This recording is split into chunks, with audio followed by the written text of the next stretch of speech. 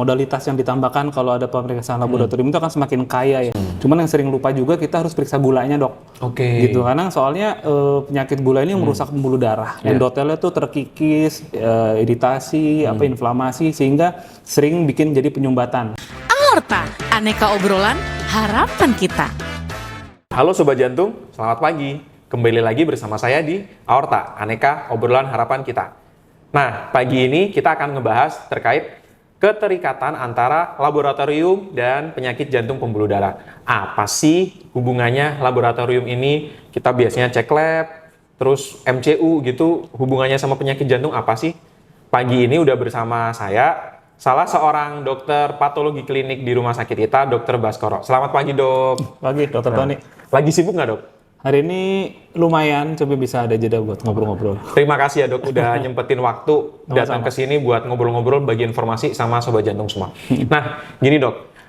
Sesi kali ini kita mau membahas nih, Dok, terkait hubungannya antara laboratorium dengan penyakit jantung. Apa sih hubungannya, Dok, dan seberapa penting laboratorium ini untuk menegakkan diagnosis penyakit jantung? Monggo, Dok, silahkan. Ya. Kalau untuk menegakkan diagnosis itu, kita sebelum ke situ ke prevensi dulu kali ya. Iya, jadi kita screening dulu, yang pentingnya buat sobat jantung itu karena pasti usianya mungkin beragam di rentangnya dari belasan tahun sampai mungkin 60 tahun yang nonton ini nanti. Itu untuk pencegahan dulu, untuk screening dulu, laboratorium itu pasti di mana-mana digunakan buat medical check up.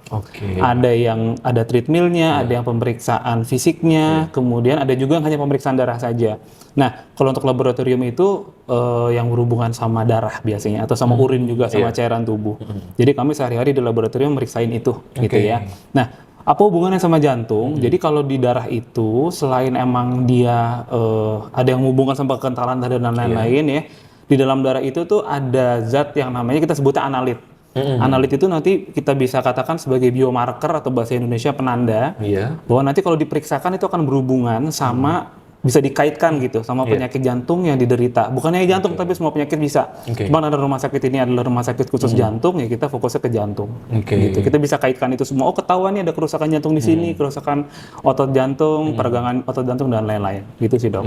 Berarti selama ini yang kita tahu orang kalau kena penyakit jantung atau untuk mendeteksi dia punya resiko penyakit jantung diceknya EKG, echo, treadmill. Sebenarnya kalau ditambah laboratorium itu akan lebih memperkaya informasi terkait resiko penyakit jantungnya gitu ya, Dok? Betul. Modalitas yang ditambahkan kalau ada pemeriksaan laboratorium itu akan semakin kaya ya. Jadi kalau misalnya dokter itu datang, pasien datang ke dokter, datanya sudah siap tuh lengkap. Jadi dokumen-dokumennya ada echo-nya, ada EKG-nya, ada laboratoriumnya, tambah dengan anamnesis dan juga pemeriksaan fisik, dia akan lengkap gitu modalitasnya. Jadi nggak ragu-ragu, makin pinpoint lah diagnosisnya gitu. Nah, apa sih, Dok, pemeriksaan lab apa, pemeriksaan darah apa yang biasa dokter kerjakan di laboratorium yang itu tuh berhubungan dengan resiko seseorang untuk dapat penyakit jantung pembuluh darah, Dok? Yang paling umum nih, yang biasanya kita udah di luar kepala deh. Anak-anak muda juga udah pada tahu bahwa kolesterolnya tinggi. Nah itu biasanya kita sebutnya kalau di laboratorium itu adalah profil lipid. Atau profil lemak gitu ya. Itu biasanya 4 tuh gandengan. Ada kolesterol total, trigliserid, LDL, dan HDL. LDL kan yang kolesterol jahatnya, HDL yang kolesterol baiknya. Gitu. Jadi itu biasanya tuh 4 yang selalu diperiksain. Kalau mau nyari tahu hubungannya sama resiko penyakit jantung. Cuman yang sering lupa juga kita harus periksa gulanya, Dok. Gitu. Karena soalnya penyakit gula ini merusak pembuluh darah. Endotelnya tuh terkikis, iritasi, inflamasi, sehingga sering bikin jadi penyumbatan. Cuman hitungannya tahunan gitu ya. Jadi orang suka nggak sadar gitu. Nah itu diperiksakan juga gula darah puasa, kemudian tes toleransi glukosa oral, atau kita biasanya menggantikan dengan 2 jam setelah makan gitu ya, atau HbA1c. Nah, ada satu marker yang agak jarang orang tahu gitu ya. Namanya high sensitive CRP, high sensitive C-reactive protein. Jadi itu dia bisa menilai faktor resiko dalam sekian waktu ke depan ada resiko nih kena serangan jantung. Cuman bukan berarti kalau saya periksa itu saya ketahuan dong sekian tahun lagi akan serangan jantung, enggak gitu. Jadi hanya untuk memprediksi kira-kira nih kamu punya resiko apa enggak. Kalau ada resikonya, ayo dong dikontrol. Jangan sampai nanti kita abai gitu ya. Jadi harus lebih ketat lagi lah gitu kalau resikonya tinggi gitu. Nah, kalau tadi yang dokter sebutkan ada profil lipid, dia ada LDL, HDL, standar ya, trigliserid, kolesterol total. itu yang standar di luar-luar ada. Ini sebagai laboratorium di rumah sakit jantung yang jadi pusat jantung nasional harapan kita, ada nggak sih dok pemeriksaan yang lebih advance yang dia udah teknologi terkini terkait profil lipid itu tadi dok? Iya. Dibilang teknologi terkini juga sebenarnya udah lama pemeriksaannya dok. Cuman di Indonesia tuh belum mainstream. Belum mainstream kenapa? Karena jarang diperiksa. Kenapa jarang diperiksa? Ya karena belum mainstream. Bolak-balik aja seperti itu. Otomatis kalau misalnya tidak diperiksakan dengan banyak, otomatis jadi harganya masih tinggi. Jadi orang-orang makin enggan gitu ya. Tapi di sini kita punya pemeriksaan itu dengan harga yang terjangkau juga. Jadi nggak perlu ragu-ragu untuk periksa ke laboratorium kita di sini. Ada pemeriksaan yang namanya LPA, ya LP little a. Jadi LP dalam kurung A-nya huruf kecil, ApoA, ApoB, terus juga ada small dense LDL. Nah itu tuh pemeriksaan-pemeriksaan advance sebetulnya. Advance karena jarang diperiksa sebetulnya. Yang bisa diperiksakan di sini gitu. Nah, masing-masing dari advance tadi biomarker tadi itu fungsinya sebenarnya mirip-mirip sama yang standar tadi.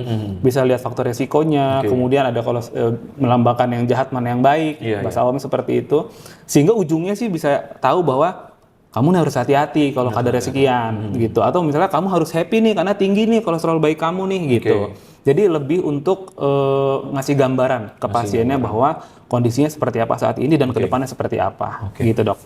Berarti selain terbaru dibandingkan yang lama juga ini agak lebih advance, agak lebih bagus gitu ya dok. Apalagi kalau dia profil lipidnya nggak cuma dicek yang konvensional tadi, tapi yang advance dicek juga memperkaya informasinya gitu ya dok. Betul. Jadi yang tidak melupakan yang standar, tapi kita combine dengan yang advance. Nah itu akan memperkaya dan akan lebih memantapkan dokter untuk mendiagnosis, untuk menjelaskan faktor resikonya, kemudian peluang kedepannya seperti apa. Itu lebih bisa banyak diceritain lah sama dokter jantungnya nanti.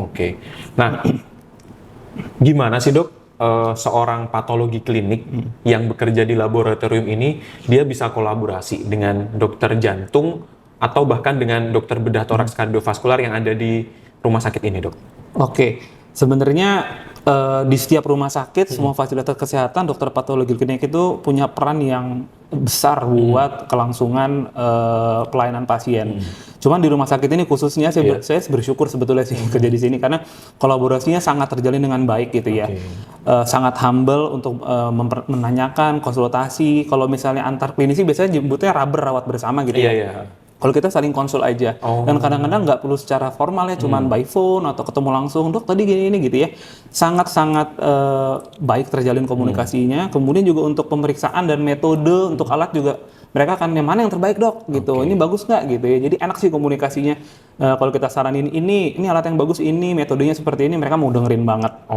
Jadi ke pasiennya pun juga outcome-nya harusnya baik ya, gitu. Karena komunikasi jalan banget. Nah, tadi kan kita ngomong nih dok, ada pemeriksaan ApoA, ApoB yang dia teknologi terkini. Pertanyaannya, di rumah sakit jantung pembuluh darah harapan kita bisa nggak dok? Bisa. Nah, yang sering ditanyain oleh masyarakat, biasanya mereka datang ke rumah sakit itu untuk konsultasi ke dokter, kemudian baru dapat, periksa lab ini, datang ke laboratorium gitu. Nah, kalau masyarakat tanpa harus konsul ke dokter jantung atau dokter bedah, bisa nggak dok langsung cek misal kayak ApoA, lipoprotein A, small dense LDL gitu langsung datang ke laboratorium gitu dok? Bisa. Jadi emang image itu kalau misalnya periksa di satu rumah sakit, periksa di salah satu laboratorium rumah sakit, itu harus dari pasien itu sendiri. Formulirnya harus berkop surat rumah sakit itu sendiri. Padahal sebetulnya enggak. Di rumah sakit kita, pasien internal kita layanin juga. Pasien eksternal misalnya punya pengantar laboratorium dari rumah sakit luar atau laboratorium luar, kita tetap bisa layanin. Nah, seandainya ada temannya dokter Tony atau dokter Tony atau mungkin sobat jantung yang datang pengen periksa tapi nggak punya formulir nih, gitu. Nggak usah ragu-ragu, datang aja ke sini. Nanti kita bisa bantu arahkan ke dokter umum yang ada di rumah sakit jantung. Nanti akan dibuatkan. Jadi segitu mudahnya sebetulnya. Cuman orang takut ya, karena kan rumah sakitnya gede banget, laboratoriumnya bisa nggak nerima gitu ya. Jadi jangan takut sih, kita pasti akan bantu, bahkan akan dilayani sih dok. Nah, satu lagi dok, terakhir. Apa keunggulan laboratorium rumah sakit kita dibanding yang lain? Laboratorium kita. Ini tanpa tanpa membagus-baguskan diri lah ya. Maksudnya semua laboratorium punya kualitas yang standar gitu ya. Cuman kami di sini kalau benchmark kemudian ngobrol sama sesama klinisi, Dokter Tony coba aja lewat di laboratorium kita di Selasar, bisa ngintip dari jendela ya. Kita punya alat-alat yang sophisticated, yang terkini, yang canggih, kemudian ada robotik dan lain-lain. Kemudian kualitasnya juga terstandar ya, jadi terjamin, nggak perlu takut bahwa hasilnya akan ngaco atau seperti apa gitu ya. Kemudian secanggih apa sih alat-alatnya? Ya kita punya beberapa alat yang pertama kali diimplementasikan di rumah sakit jantung. Jadi se-Indonesia belum ada, kita duluan yang punya seperti itu. Keren banget. Sekarang ada beberapa, tapi kita yang pertama.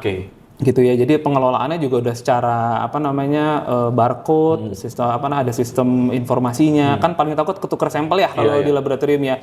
Kita sangat bisa meminimalisir itu dengan ada teknologi sistem laboratory information system, kemudian alat-alat otomasi dan alat-alat yang ibaratnya robotik lah ya. Jadi kita sudah meminimalisir human error seperti itu, Dok. Berarti kalau pakai robotik, kalau di masyarakat awam nih mikirnya hasilnya lebih cepat nih, Dok. Betul. Jadi hasilnya kita sangat ngejar. Saya juga beberapa kali ngobrol sama rekan sejawat, klinisi juga, mereka mengapresiasi sih bahwa hasilnya cepat nih kalau di rumah sakit jantung. Mantap. Jadi mungkin karena kita biasa kerja-kerjaan sama waktu kali ya kalau sama jantungnya. Jadi di laboratorium pun kita kejar-kejaran juga. Petugas lab juga dikejar-kejar sama dokter laboratoriumnya. Gitu. Oke, paling ini yang paling terakhir, Dok. Pesan untuk sobat jantung semua, monggo, Dok, silakan. Jangan takut periksa laboratorium gitu ya. Saya tahu sih, saya pun juga punya ketakutan yang sama jarum. Jadi kalau misalnya takut disuntik, takut diambil darah, itu harus diberanikan. Karena itu suatu hal yang pasti bisa dikendalikan kok. Gitu. Kita lawan rasa takutnya, 1-2 kali masih kerasa sakit, 3-4 kali sakitnya tetap ada, cuma udah terbiasa. Nggak terlalu takut gitu. Nah, kenapa? Karena hasil yang kita dapat peroleh dari hasil laboratorium tadi itu berguna banget buat sobat jantung. Tahu lebih dini supaya kalau ketahuan bisa dicegah lebih dini gitu. Jangan sampai punya prinsip lebih baik nggak tahu deh daripada tahu terus stres. Nah itu yang sering salah tuh di Indonesia tuh. Toh dengan stres nanti malah jadi memperpendek umur. Bukan begitu. Kalau misalnya tahu penyakitnya jangan dibawa stres, tapi kita obatin, kita ubah pola hidupnya, kemudian ada obat-obatan masih diminum, itu mesti diterima aja. Gitu ya. Jadi pesan saya itu. Terus lebih peduli sama diri sendiri dan juga keluarga, Dok. Ini kalau jantung ini urusannya bukan hanya kita sendiri, Dok. Gitu kan biasanya yang menyerang penyakit jantung itu usia lanjut ya. Sekarang ini usia-usia produktif nih. Usia-usia kayak 20 tahun aja udah ada yang kena serangan jantung. 30 tahun, 40 tahun itu kan keluarga muda, Dok. Ketika misalnya terkena penyakit jantung, kena serangan jantung, terus kita menjadi satu pribadi yang ada handicapnya, nggak bisa kerja lagi, itu kan kasihan keluarga. Jadi kita nggak bisa produktif lagi. Jadi kalau misalnya sobat jantung ini kurang kasihan sama diri sendiri, kurang peduli sama diri sendiri, ya ingat yang ada di belakang kita aja, ingat sama keluarga supaya kita lebih bisa memproteksi diri sendiri, lebih peduli lagi gitu sih, Dok. Baik. Terima kasih, Dok, bagi-bagi informasinya udah datang ke Aorta Aneka Obrolan Harapan Kita, bagi informasi terkait jantung, terkait hubungan laboratorium dengan penyakit jantung juga. Terima kasih, Dok. Mungkin nanti kita bisa ngobrol-ngobrol lagi dengan segmen-segmen yang lain yang mungkin lebih sangat menarik terkait laboratorium dan penyakit jantung. Makasih ya, Dok ya. Makasih, Dok. Baik Sobat Aorta, sekian podcast kali ini. Nantikan Aorta yang lain dengan beberapa segmen yang sangat menarik. Dadah! Bye!